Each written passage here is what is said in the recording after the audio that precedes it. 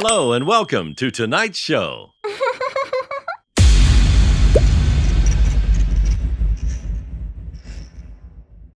I told my brother one time, man, my brother did 31 years in prison on a 99-year sentence for capital murder. He got another 14 years for a courtroom outburst. So he had like 120-something years at the age of 17 years old in 1992, and 31 years. I remember talking to that 15 years ago, halfway into it. He coming up for parole. And we was having a disagreement, and then told me, nigga, I don't give a fuck about now, nigga, I done put in the ground.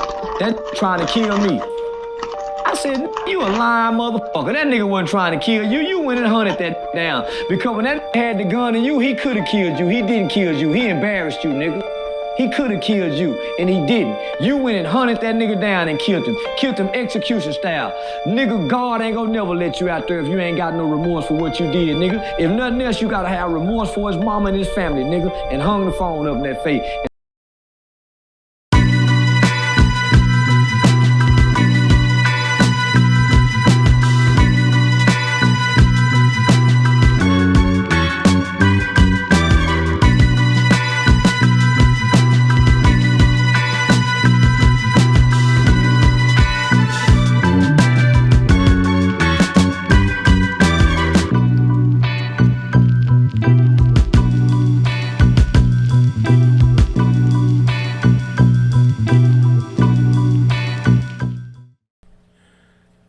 Good evening, everybody.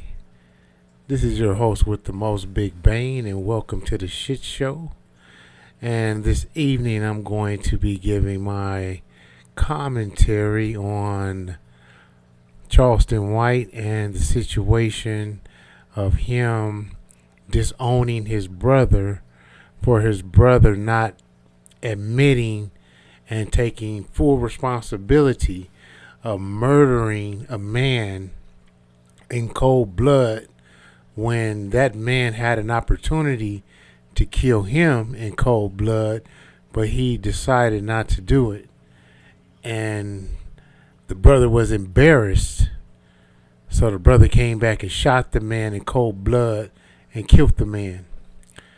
How many times in my neighborhood or your neighborhood or anybody's neighborhood in the United States of America where we see this scenario play itself out over and over and over and over again?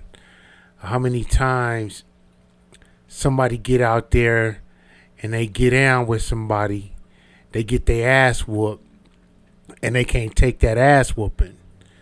So then they want to go get a pistol, and then they want to come back and they want to come light the person up that whooped their ass like a Christmas tree and blow them away and kill them. We see this over and over again because so many men, young men at that, can't take an ass whooping. They can't take being embarrassed in front of females. They can't handle being embarrassed in front of their homeboys. They just can't take the embarrassment. They can't understand that they have an opportunity to live to fight another day. But instead, what do? They get emotional. They get disgruntled. They get the huffing, puffing, yelling, screaming, hollering, talking crazy about what they gonna do and how they gonna do it, pump theyself up, go get a pistol, come back, shoot the person that did something to them. If you lose, you lose. I've lost fights. I'm sure there's a lot of people in this world that lost fights. But I didn't want to go pick up no gun to the guy that I lost the fight to. It was a head up. He got me. It is what it is. Live to fight another day. You know what I'm saying?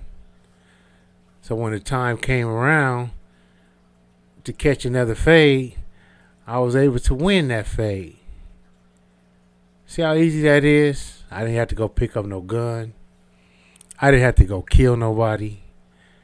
Because it don't make no sense. You kill somebody, you going to jail. You're going to be doing life. Or you're going to be doing 31 years. Just like this dude's brother had to do before he was lucky to get out of prison. Of escaping from doing 114 years. That's lucky, man. But it's people that I know, that I grew up with at a young age that are never going to see the day of light from prison. They're going to spend the rest of their lives in prison for not thinking and not using their brain and killing somebody senselessly because they were in their poor little feelings. Poor little feelings. Woe is me. I lost a fight. I'm going to kill the person that beat me up. Woe is me. Can't feel sorry for people like that, man. Don't matter who it is. Don't matter who it is. This is why we have so much killing going on in all of our communities, because you got too many young men out here that's too emotional. And it's not their fault. It's not all their fault, because this even goes back into my days, in my era, in the 80s and in the 90s and the early 2000s, of how somebody got their ass whooped. Somebody came with a gun. Somebody shot somebody. It's the same history repeating itself over and over again. So my generation ain't no different than this generation. So the comparisons are basically the same.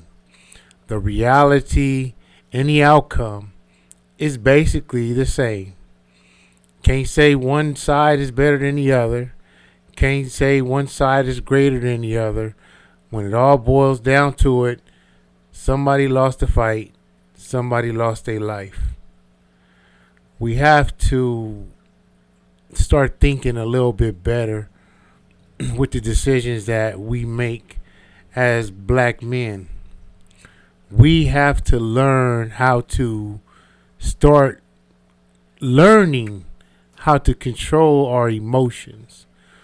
When we, as young black men, let our emotions get the best of us, we tend to do outlandish things, and we think and we act and we do so many stupid things without understanding or overstanding the repercussions of what's going to happen in the end. If you mad, chill, homie. If you mad, walk away, homie. If you got your ass whooped, go home. Lick your wounds. Take some boxing lessons or something. And then come back and fight another day. Picking up a pistol, switch, Draco, whatever, Uzi, 945, 380, whatever.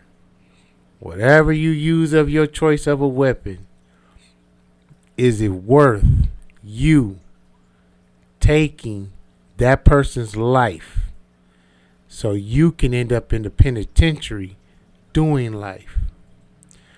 Control your emotions. Breathe. Take a deep breath. Relax. Chill. You are willing to lose your freedom and give everything away for a fist fight that you lost, or somebody embarrassing you, like in this particular situation.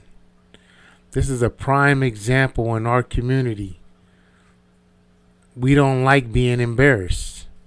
We hate being embarrassed because we know people are going to talk about it over and over and over and over and over again. All you hear about Whoopty Wop, what happened? Yeah, Whoopty Wop got his ass whooped by Whoopty Wop. Yeah, he drug him up and down the street, did this, did that, did this. And when the word get back to you, oh yeah, I heard you got your ass whooped by Whoopty Whoop. And he did this and he did that. And you know how our people are, how we like to put the extras and the dubs on it to get the fuel and the fire going. Oh, if that was me, homie, I would have just whoopty whoop whoop whoop. What you should have did was whoopty whoop whoop whoop. Man, let's go ride on this cat. Then you go get a pistol and you go with this fool, and then you go over there. Oh, what's up with it now? Pull out your pistol. You dump. You kill a person because you lost a fight. Think about what you do before you act. Don't listen to your homeboys, because when you go to prison, your homeboys ain't gonna write you. Your homeboys ain't gonna come visit you. Your homeboys ain't gonna provide you a lawyer. And your homeboys ain't gonna put money on your books. You know what your homeboy gonna do? Your homeboy gonna keep living his life. Your homeboy gonna keep doing what he been doing. And while you dead and rotting away in that penitentiary, your homeboy still out here living. Your homeboy still out here getting pussy. Your homeboy still out here getting money. Your homeboy still out here driving cars. Your homeboy out here traveling. Your homeboy is at the beach chilling. And 9 times out of 10, if he get the opportunity, he gonna fuck your girl. Think about what you do and how you do it. But I'm gonna go ahead and conclude the end of this video. Like, share, comment, and all that other good shit. But this is your host with the most, Big Bane, and this is the Shit Show, and I'm up out of here. Peace.